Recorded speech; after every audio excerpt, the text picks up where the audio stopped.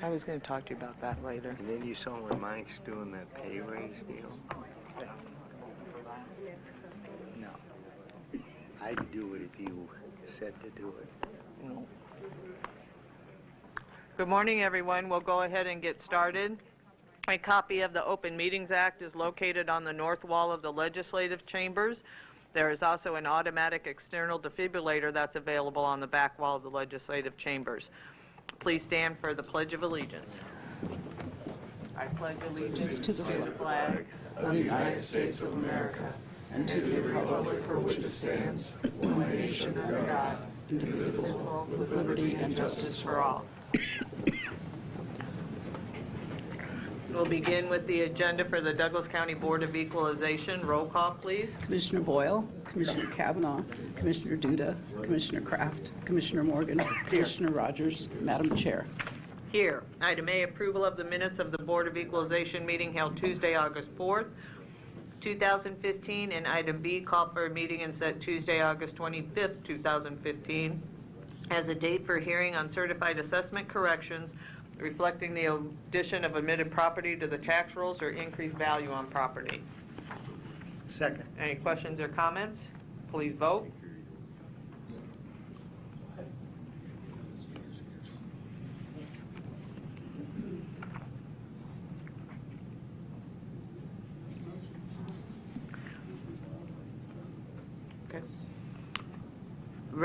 Citizen comments. Is there anyone in the chamber wishing to speak to the Board of Equalization about an item not on the agenda? Seeing none, we have resolutions D through P. Is there a motion to approve? So moved. Does that include adjournment? Yes. Second. Any questions or comments? Please vote.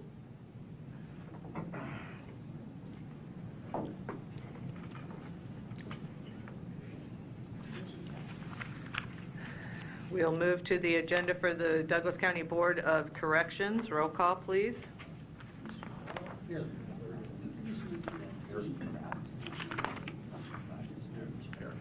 Here, item 1, approval of the minutes of the Board of Corrections meeting held Tuesday, July 21st, 2015.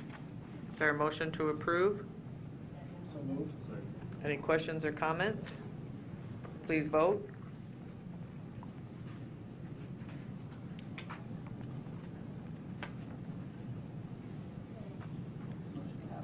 Citizen comments. Is there anyone in the chamber wishing to speak to the Board of Corrections about an item not on the agenda?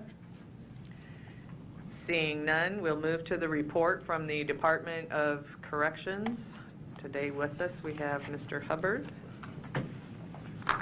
Morning, John. Good morning, Commissioners. It's John Hubbard, Deputy Director, excuse me, the Department of Corrections. With you have a booklet that we put together, obviously monthly, and we have some enclosures in there, about 8 of them. I'll go over them. There's not a whole lot of changes, but there is a little bit of information in there. In enclosure 1, after 1 month in the fiscal year, we're under budget by $58,928, so we'll continue to keep monitoring that and do what we can do to make things efficient and save a little bit of money. Going to enclosure 2, community corrections. Mike Myers had a meeting with the county and also the district court judges, and one of the programs that they're talking about, this intensive outpatient program, is, I should say Mike Myers and Mike Phillips. It's curriculum, which is a program from the federal government, and it's a 10-week, 10-hour-a-week, 10 weeks worth, 10-hour-a-week program that the inmates will be going through, or the clients will be going through. Then they'll have a 6-month follow-up. So that's something that's going to be going and coming up here pretty soon. It's funded by the Second Chance Act grant. With the 24/7, we had 14 new participants added to the program, 2,284 breath tests completed with a 99.4% overall compliance in July. Overall scram compliance was a rate of 99.4, and that was 16 individuals on that program. And that was a combined total of 380 days of monitoring. The work release program admitted 43 individuals, with the clients donating 1,028 hours of community service. The house arrest admitted 85 individuals with 315 hours of community service. And then their reentry assistance program, you see where it says 33, it's actually 23 individuals that were admitted to RAP, and we had 1 GED graduate out of that program in July. So we currently have between 6 and 8 more in the GED program right now, so we're going to see some people graduating here hopefully pretty soon again, so those numbers are starting to pick up. Under pretrial services, we had 47 individuals that were referred to priority prosecution, and we saved 523 bed days. 283 individuals were placed on pretrial release, and 756 individuals were managed on pretrial release with a 94% compliance rate. In Closure 3, you see that we have PREA audit scheduled for the 17th through the 21st. We spent most of the day yesterday with the auditors, and there's nothing to raise the eyes about. Everything looks good and everything looks smooth so far. So they did their target interviews yesterday with administrators, executive staff, and today they're going to go hit individuals in the housing units, the inmates, and also the officers. So after speaking with them yesterday around 5:30, 6 o'clock at night, we still met before they left, and everything looks really good so far. So they should be over in the Criminal Justice Center probably about Wednesday afternoon, and probably close out around Thursday evening. So we'll have a full report for you next month on that and updates in between. So in closure number 4, human resources, we posted for correctional officers. We're looking at targeting 15 individuals to hire.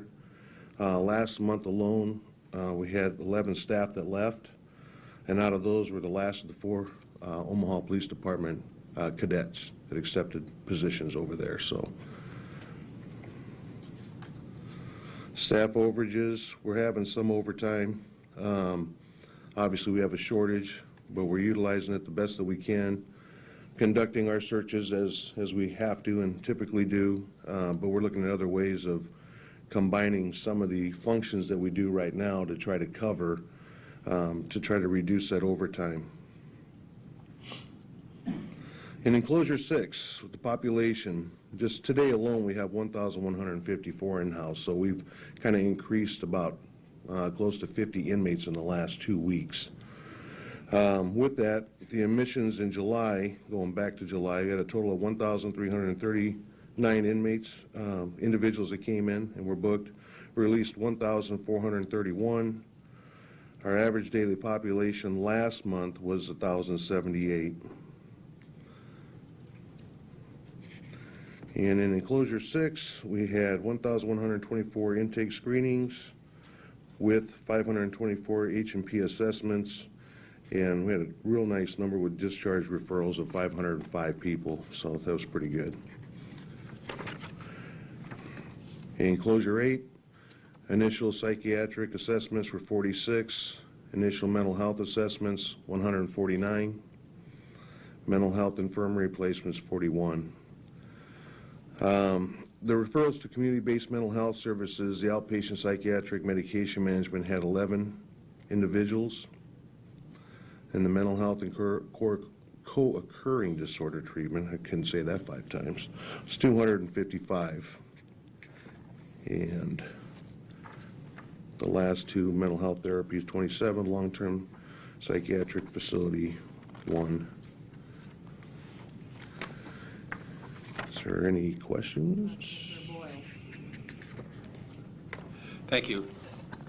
John, I did want to ask you some questions, and particularly about the mental health angle. Yes. You're serving people, and you got some numbers here and so forth, but this is kind of, not sure you like this question, I'm not sure I want the answer, but do you think things are under control for the mentally ill in our correction facility? I mean, is there something else we need to do? build a hospital. Yeah. Yeah. I mean, we all know that would be the quick and long term, but I think we're managing as they come in. It's kind of it's not fly by your seat type. It's shifting the way you do things and what we used to do years ago. Yeah. You know, we used to bring them in and we'd house them in one area, and that was just the way it was. You don't do that anymore? No, they have those assessments. We see how deep we can bore down to those assessments and see where they're the right placements at for these individuals so that they're not decompensating. You have mental health that are involved with those folks every day. You have our staff involved with them every day. So it's about communication. It's about getting some of that, how do I want to word that? Getting some of that treatment that we have our hands open to the people provide us, including our psychiatrists and our just our medical department themselves. They sit down and do these one-on-ones, sometimes twice a day. And a lot of times it'll give these people a calming effect. Our bigger issues are those that refuse to take their medication. Right. And they become very violent, and the level of security has to be raised, and the safety has to be raised. And I want to ask, this is kind of going to blindside her, but I'd like to ask Mr. Borgeson. She viewed a clinic in Oakland, California, and it was more of an emergency room kind of answer. It wasn't corrections. But would you just briefly, because I was impressed with what I heard, would you tell us what you saw and how they were treated and what happened? Sure, and that of course goes in line with Commissioner Boyle's question about what is going on at the jail, and a lot of times they're arrested and taken to jail instead of to an emergency room. But right. The two facilities in Oakland operated under the same premise, but the second one was the really neat one because it was just a big open room with a lot of recliners that folded out into a bed type of a facility. But the philosophy of it is that they would do a medical assessment in the field so that they wouldn't have to go to the emergency room. And then they were taken to this facility, and it was a no wrong door. Everybody got in regardless. And within the first 10 minutes, the person was seen by a psychiatrist. And that's a big, big difference than what happens right now. Right. So they're brought in, there's a little bit of an assessment done, out in the field. They come through the door, a full assessment is done, and the psychiatrist is there on the spot, either getting meds, getting them hooked up for some other kind of treatment, and getting them settled. So the theory behind it is, again, a standalone facility. Sometimes one was hooked into a hospital where the ER was right across the hall. The other one was a standalone facility out in the community that was about 12 miles away from the ER, but they had a good relationship that if a medical emergency did happen or occur, they would take them right away, and then they would bring them back to that facility. Well, it's really helpful. And of course, the people that are treated generally where you were weren't accused of a crime or anything like that. Some were. But maybe some of this could be adapted if there's some, you may find something useful, you may not, because you're doing a terrific job to begin with. But I was fascinated when I heard how they treated people. Instead of, if you have a broken arm, you get treated at the emergency room, and if you have a heart attack, obviously you're treated. But if you're coming in and you're suffering from schizophrenia and all sorts of other problems going on, you will probably wait in a waiting room for hours in many cases and receive no treatment.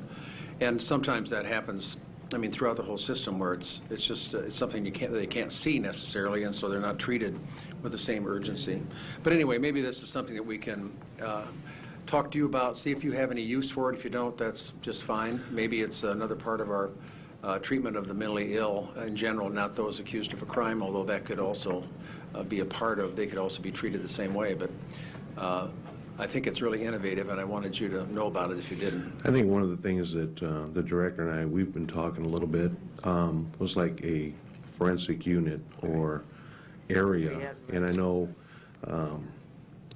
just kind of shooting off the hip. A couple of times it's been brought up about the Greyhound bus station and, the renovation and maybe making that a forensic unit, more like what you're talking about, where it's closest to the property. It's not like we can't respond if there's any issues there. But just an idea to throw out there, Of course, there's always a major cost to something like that as well, but, I don't see this going away. No. With what we're having, and it's increasing, and we've come a long way from the way things used to be done to where we're at right now, and I feel pretty safe and secure and sound about what we're doing right now with the folks, but there's always room for improvement, always room, for improvement. So, and we used to, the folks would come in and they'd be classified and they'd be placed in a room, locked down, and no one in the last few years, and even more than that they decompensate, and they're just getting worse. So bringing on these treatment programs and these psychiatrists, mental health professionals, it's really helped. And not everybody goes to that level of being placed in a room locked down unless it rises to a safety security, but still they're assessed every 24 hours. And once they get on medication, they start leveling out, we move them out. We move them out of the housing unit because they start functioning rather well with people. So, when I say years ago, I'm saying a lot of years ago. We were never set up to handle those folks. And then when Richard Young and those closed down, that's what I was talking about. So we're talking a lot of years ago. So, but it's not going to go away.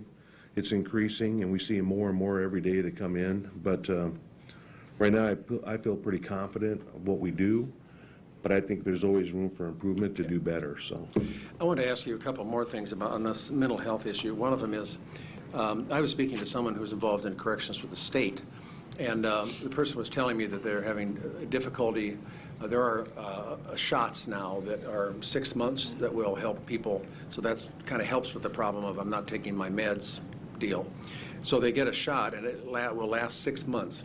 And Magellan, which is the, I don't know what in the heck they are, but anyway, Magellan is controlling who can get the shots and how often. And who was that? The state contracts with them for Medicaid. So they control this, and it's to keep costs down, but we're dealing with people who need help.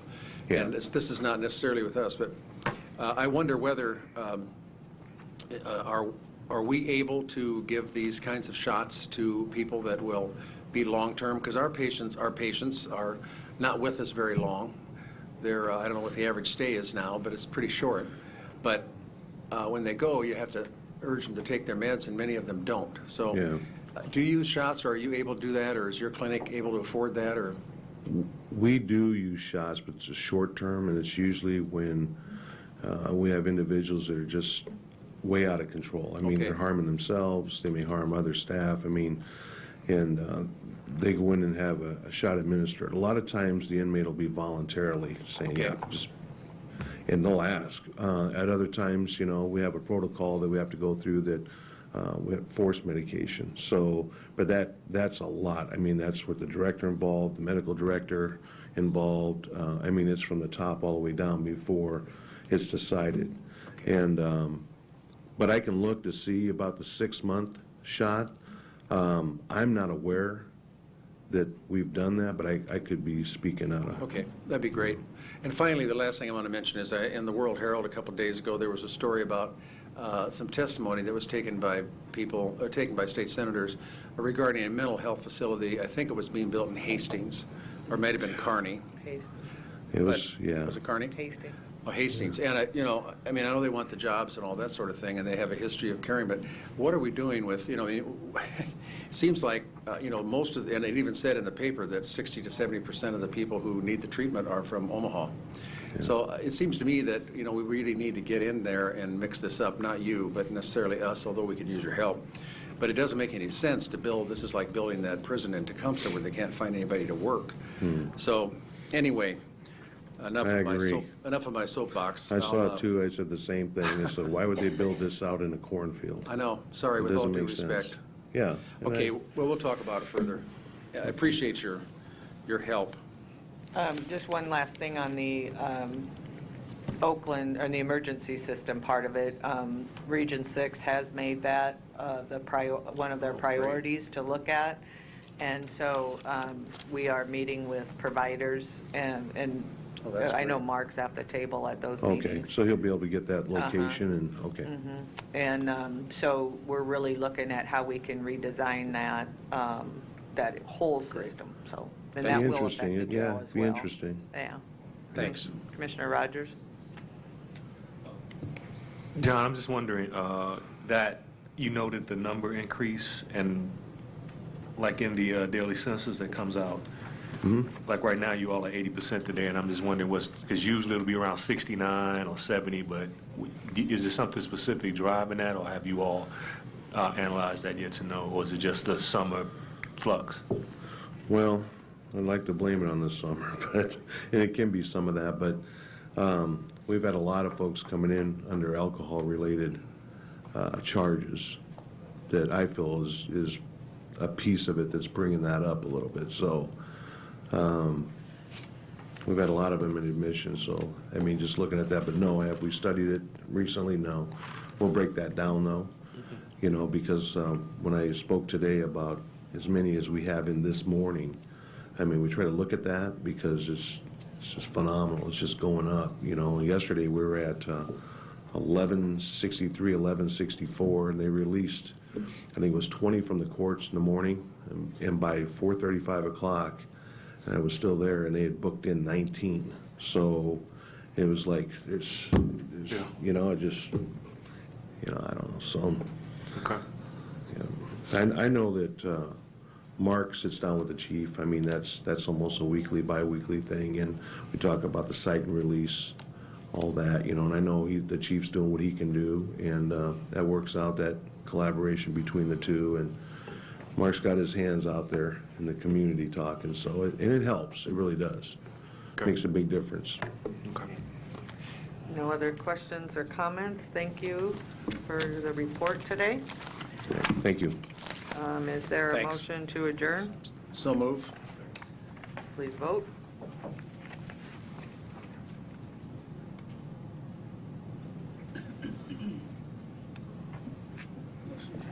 We'll move to the agenda for the Douglas County Board of Commissioners. Roll call, please. Here.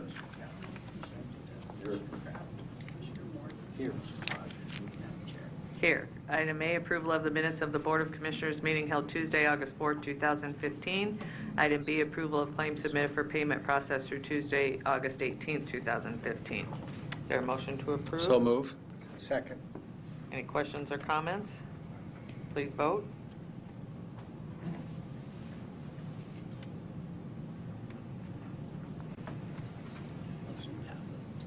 Next is the consent agenda, items A through J. Is there a motion to approve? Second. Any questions or comments?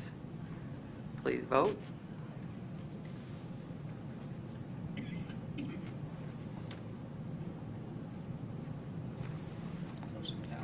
Citizen comments. Is there anyone in the chamber wishing to speak to the Board of Commissioners about an item not on the agenda? Seeing none, we'll move to committees, the first being the Finance Committee. Commissioner Morgan or Commissioner Kavanaugh, is there anything for the finance other than the budget report? I don't think, no. Okay. Fine. All right. Next is Child and Youth. There's a resolution to approve addendum with the County of Sarpy, Nebraska, and the County of Douglas, Nebraska, to the Juvenile Services Agreement. Is there a second? Second. Please vote. Chris, I think. Commissioner Rogers.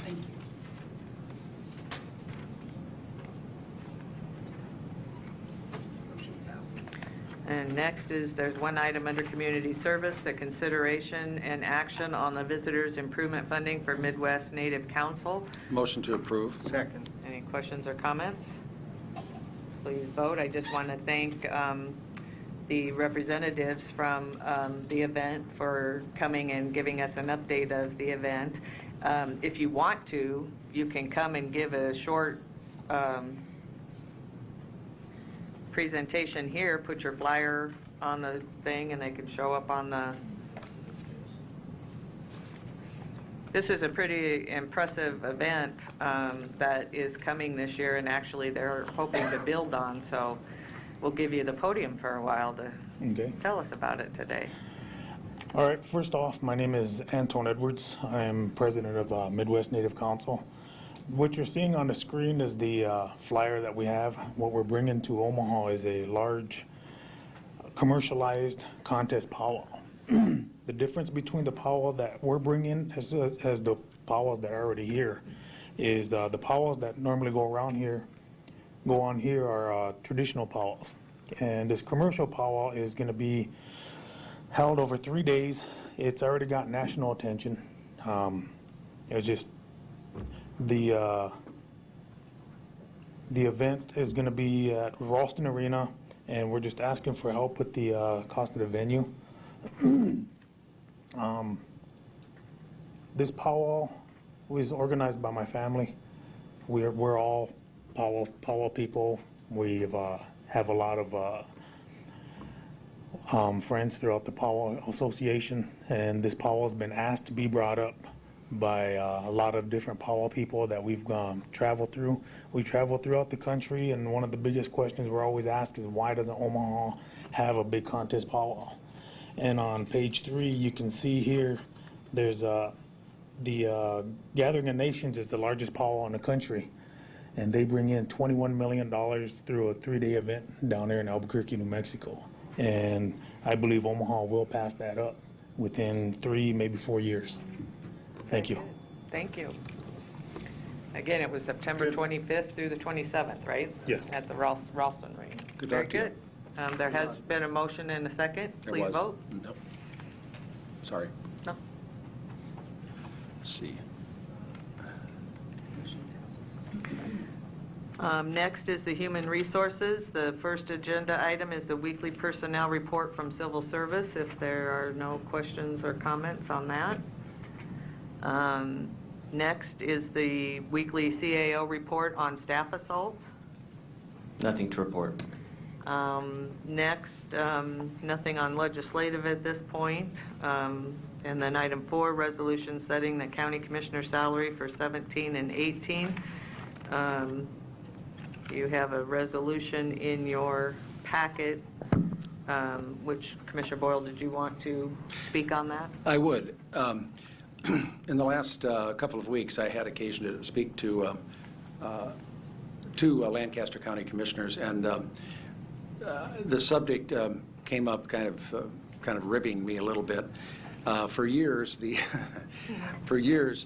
Lancaster County Board commissioners have been paid more than the Douglas County Board, and so I asked Joe Lorenz to do a little investigating, and their their monthly salary, or their annual salary now, is $42,000, and ours is $37,300, and we have never really, a few years we've done, froze our own salaries, trying to set an example for contracts and so forth, and we've even froze the salaries of the county clerk and the public defender, which I think was a mistake looking back. And I think that, what I had suggested to do, and I'm not sure if I'm going to I'm probably going to ask that my resolution be considered at our strategic planning session, just so that we can have more public airing of it and more discussion rather than just putting it on the agenda, which is what I did. I do know that I think it would probably pass today. It's an increase of about $390 a month, so that we would be at the same pay that they are, and theirs is going up.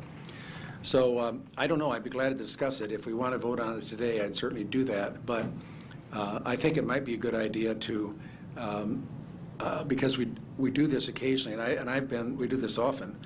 What I like to do sometimes, most of the time, is discuss things and then come back and vote for them. But we don't usually do that.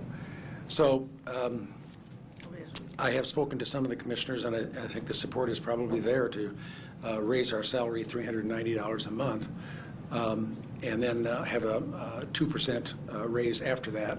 It will still be behind Lancaster County, but it is an effort to at least get somewhere some kind of equity and fairness. We do this with, our own county attorney, our elected officials, we look at other counties, the things that we hear is that when our county attorney comes and he says that counties that are smaller, Sarpy and Lancaster and so forth, are being paid more, and you look at the quality of the work of that department, the responsibilities. So we, last time, gave a pretty substantial raise. The same thing with the sheriff's office. And so I don't know whether, I mean, I think it's justified, but I'd feel a little more comfortable, I think, if we had more public discussion of it. And I'd like to do that at our strategic planning, which is coming up in September. So if you'll grant me that courtesy, I would appreciate it if we could bring that up then, not now. Do you want to make that motion? I would make that motion. I'll second that for discussion then. So we lay Anybody- this over until after the strategic planning, is that correct? Well, What's that? if we take it up at strategic planning. Is that yeah. okay? And I think we probably should consider, okay, I think we probably should consider other salaries as well. Try to get some kind of rhyme or reason to it. We usually do these things so late in the year, that's why, and I apologize for, let's do it now and then pulling back. I might suggest that one of the other options we have is putting it on the HR committee. Have Okay. HR do pulling the comparables from other counties, That'd and be then we good. can discuss it at a committee meeting and then bring it That's back. That's a better idea. That That's a might great be idea. better than strategic planning. That's a better idea. Yeah. Okay. So that's the motion, that's the So- motion I made. So we'll, To I'll, clarify motion. then, would the motion be to hold over for further discussion? Yeah. Okay. because I'll get that, That's what I said, I think. I'll get that I scheduled. appreciate that. Yeah. I hope everyone understands and agrees with this, so I think it's a good idea to delay it over to the Human Relations. Okay. Very good, Mike. Do we have any for executive session? So did we vote so- yet? There's a motion and a second. Oh, motion and a second, okay. Please vote. I was going to add adjournment. But, oh well. No motion to adjourn. I Is so there? move to adjourn. Oh, that's great. Motion to adjourn, did you say Yeah, that? I Wow. did. Can we Please still vote. have any second to that? No executive, please vote. Claire and Chris are on their feet already. You're getting better I as know, it's like, chairman. yay, holy moly. Excellent. Okay. I did that just for you, PJ. Thank you. Perfect. I talked to Mark about